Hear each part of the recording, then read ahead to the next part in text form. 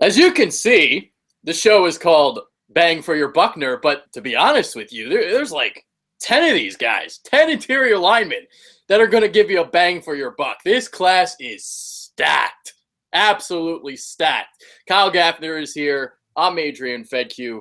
This has to be by far the best unit of all the units in the draft. Oh, definitely easy, man. It's probably the deepest D-line class we've had in 10, 15 years. I mean, like you just said, there's 10 to 15 guys that are just jumping off the page at you. It's incredible. I'd say at least 5, 6 first-rounders in this class at least. Yeah, and I'll tell you what, at the Combine, watching these guys was more fun than watching any other position. Watching these big boys move, I loved it. I loved it too, man, just to see the versatility of them all. I mean, you got 300 pounders out here moving like they're linebackers. It's incredible. I mean, it just amazes me. They get bigger, stronger, but they stay quick. I mean, it's baffling. It's insane, man. These fat fucks, like, moving around so quickly, so agile, putting me to shame, really. You know, we should be able to move like that. And, you know, they're 300-plus pounds, and they're moving like, you know, nimble ballerinas. Yeah, man, absolutely insane. So let's get right into the rankings. We'll start with number 1. I'll start because I know you have a surprise at number 1. I'm going with chalk.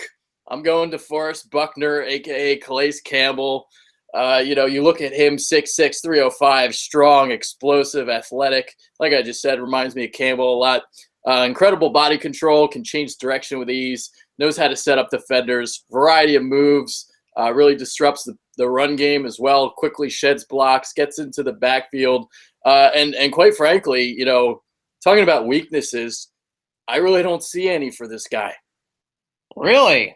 Yeah, I mean, he's in my top 5. I have one weakness. It's a small one, but I'll get into that later. I mean, there's not many weaknesses for any of these guys in our top 5. They're all freaking stud muffins. It's absolutely, man. I couldn't agree with you more. They're incredible. And again, that's why some of them could even be top 5, 3 of them in the top 10 if it decides to go that way. Yeah, I mean, you're going to get value in the 3rd and 4th round with these guys. I mean, just incredible. That's how deep it is. Yeah. Yeah. I mean, you got guys. These guys are balls out deep. Literally. Just look at Chris Jones.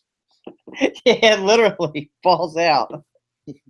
He'll be more remembered for that, if anything, man, especially if he just becomes a complete bust. It'll just be his nuts flying all over Sports Center. Oh, man.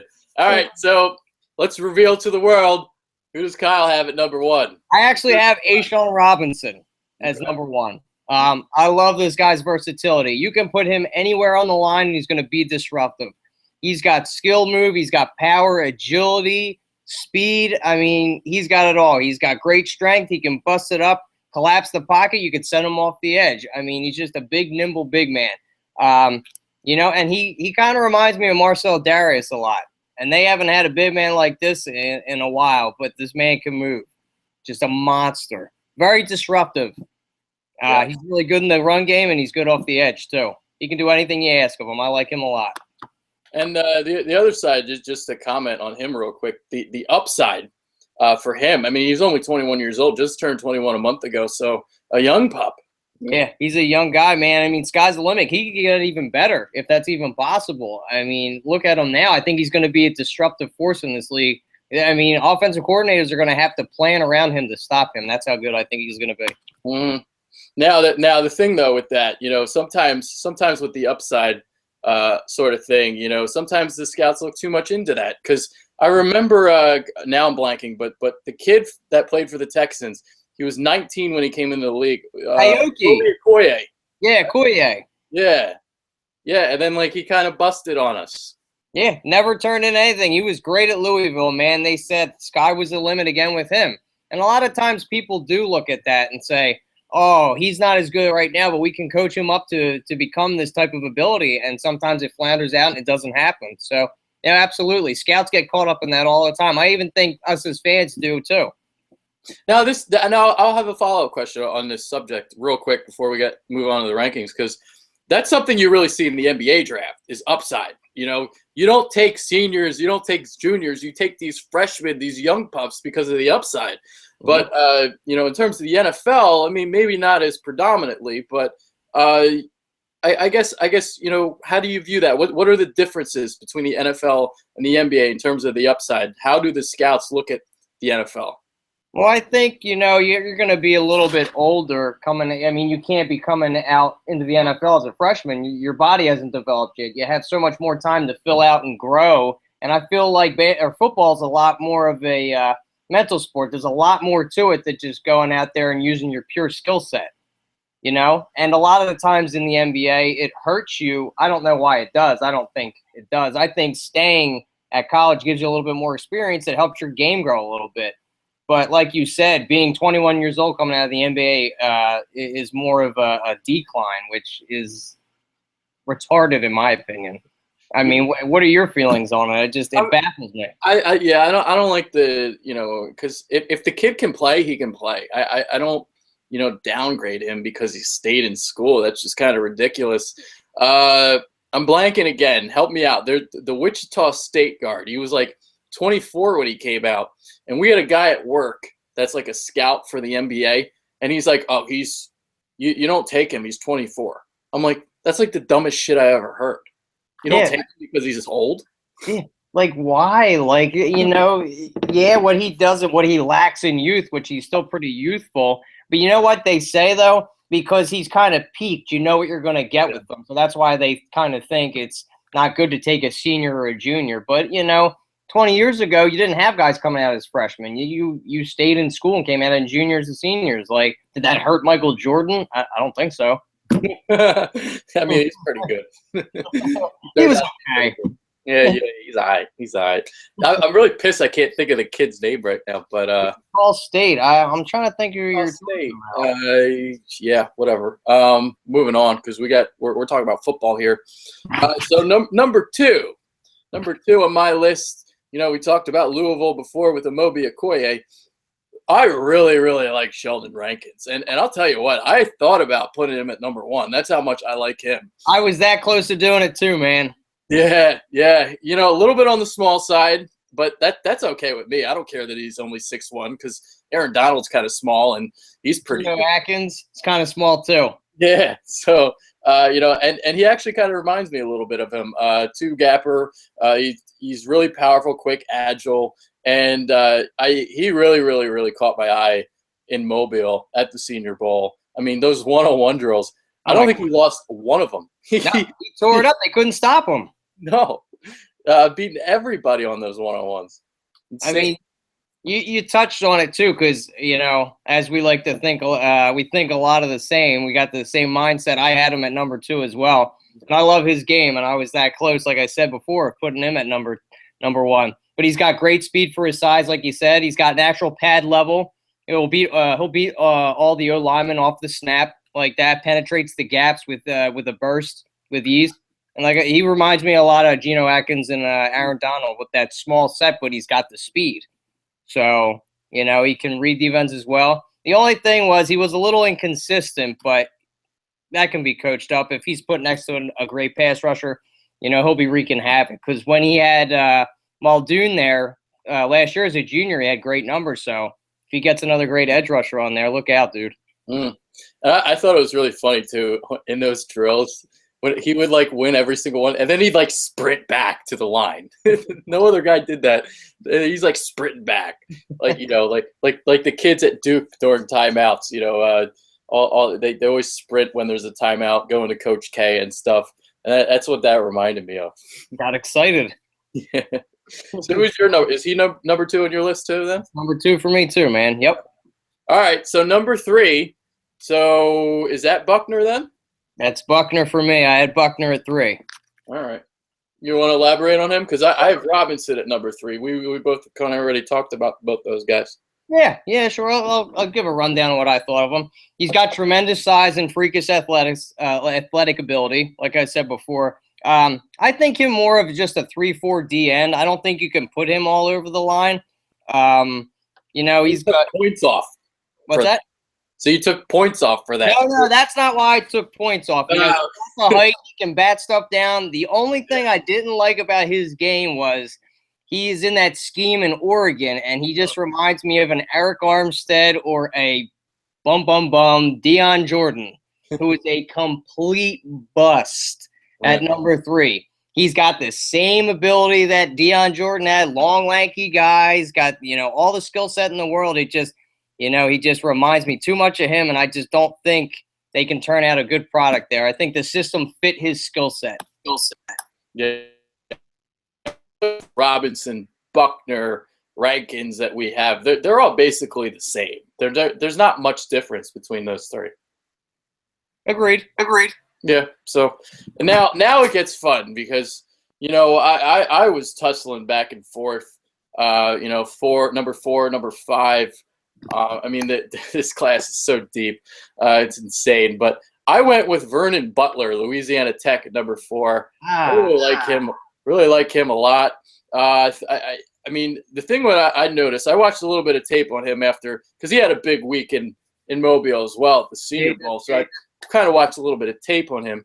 And what I really like is when he comes out of his stance, how explosive he is and how low to the ground that he can stay. I just love that. He uses the bull rush really, really well to collapse the pocket. Basically, his go-to move. Really disruptive in the run game. And he plays with a great motor. So obviously the talent level and where he's at playing Louisiana Tech, the competition wasn't as great obviously as like the SEC per se, but I thought he was very impressive and I like him a lot. I like his game too. I didn't take him in the top 5. He's one of my underrated guys I had to watch for. Take a look, watch him. But for number 4, we're having like an echo here. Yeah, I don't know what's going on. It's weird. Okay. Number 4, I had another Bama D tackle. I had Jaron Reed. I was tossed between him and another guy. I like him a lot. He's more or less a runner. He doesn't really have the edge rusher, so I think him at the nose tackle. He can get to the edge. He can set it. He's got a lot of power. Not as quick and versatile as John is, but you put him in a 3-4 defense, he's going to do some damage. Yeah, this is unfortunate right now. We're having some difficulties. It looks like with the hangouts here. Yeah, sometimes we get this glitch where as you just saw, you'll start talking and it'll just keep going back and forth. And I'm sure it's very, very distracting. It is. It's like I'm hearing myself and throw me off. Yeah, that's man, that sucks. Oh well. I guess we're not going to start over at this point. We already have 4 guys ranked. Yeah, I mean we'll just go. I'll try to go. All right, number 5. We both have the same guy at number 5 anyway. Robert Kimdiche, the biggest boomer bust prospect in this draft. I mean, this guy, he can be the best guy. He can be the worst guy. He can be a complete bust because obviously the physical specimen that he is, he's got talent galore, but does he have the right attitude? Does he want to be great? That's the problem. I mean, the character issues. Is he going to be like Johnny Manziel? So, who knows? I think he is. Like you said, he's got a top 5 talent. He would be the best talent in the defensive defensive line class. To the attitude, so many red flags. You had the issues with the marijuana. He said it wasn't claimed it, but you thought he was himself at the combine, but it made situations worse. He just lackadaisical. He took plays off even in college, and he admitted to that. So you don't need to waste and a lot of money on you. You're gonna attempt to try. Like dream, man. You want to be the best you can. And you're acting. It's like it's fun. Just like a movie. Cameras on me. At all. I think he's gonna be fun. Johnny's just like Johnny. Another guy's pissing away. Did you see what he just did? with the room, the rental place, the rental home. Damage all over. 405 million. Oh man. He's found past that checked out with cocaine and mushrooms. Woo, Johnny, go get some help, boy. Go get some help. That's, Jesus Christ. How can you throw away your career like that? It's just the party. I have no idea, man. He'd rather party than be a Hall of Famer. That's just insane. Not that he'd ever be a Hall of Famer, but still, I mean, he's probably never going to play in the NFL again. So, I don't think so. He's done. So other guys to talk about. You talked about Jerron Reed. He would have been my sixth guy. And then a guy that I really wanted to put in the top 5, and I didn't because there's just no room, Andrew Billings. This guy really caught my attention at the combine because he's just so goddamn big and just the agility that this guy has. This guy has got some serious potential, I think, and I like him a lot. I like him too. He's on one of my to watch that was shooting as well. He's got massive power, dude. He's probably the best run stuffer in the whole class. He benched 31 reps at 2.25, 31 times. That shows you how massive he is. So he's gonna have to be next level, kind of like but has to break down the pocket and even quarterback and make him disruptive back there. Mm-hmm. Yeah, and who's the guy that you like that we haven't talked about yet? Kenny Clark out of UCLA. This guy I think is really underrated. Anybody in the country. A lot of people say a lot of potential came from the holes that Kenny Clark opened up for him. He's got the point of the attack. And I think with some time to develop, he could become a pass rusher in the middle as well. Yeah. I know of him. I think he's pretty good. Like I said, man, like there's guys that are 10 deep here. Even if you look at what's his name, Sheldon Day from Notre Dame. He's another one that I like a little bit. So I remember watching him against Temple. Man, he killed us. Very disruptive. So. There's legitimately 10 guys deep that any other year, like number 8, number 9, number 10 on our whatever potential list, these guys would be like first rounders. Yeah, absolutely. Washington's another one. Yeah, he's another one. So there you go. I mean, it just hurts these guys' potential. It just sucks to come out deep. Yeah. And that's the thing we're seeing in the NFL, man. These D tackles keep getting more and more pressure on the quarterback. And I mean, it's key. It's paramount on what we saw, especially with the Super Bowl defense, win championships. You want that pressure on the quarterback. Yeah, you're not just a run stuffer anymore. You go get heat on the quarterback too. Yeah, even the guys in the middle of the pass rushers. I mean, it's great to see. Because the talent of the quarterback. Yeah. All right. We're going to end this one. Unfortunately, it really sucks what happened there at the end with, this glitch here. But we weren't going to stop the recording. So that's that. For Kyle Gaffner, I'm Adrian Fetcu. Stay tuned because, there's a young hurler on the Phillies who had a gem yesterday, and we're going to talk about it. So Vinny Vegas, baby, we're going to talk about him. Promise is up. We're coming back. Yeah, and hopefully this glitch goes away because it's goddamn annoying. Yeah, it really is. Although it sounds like it's okay now. Really? Nah. Keep talking. I'm still hearing the echo. Oh, yeah, it did it. Okay, whatever. We're out. For me and my echo. Yay. Fuck the echo, piece of shit. Goddamn Google Hangout. Later, guys. Peace.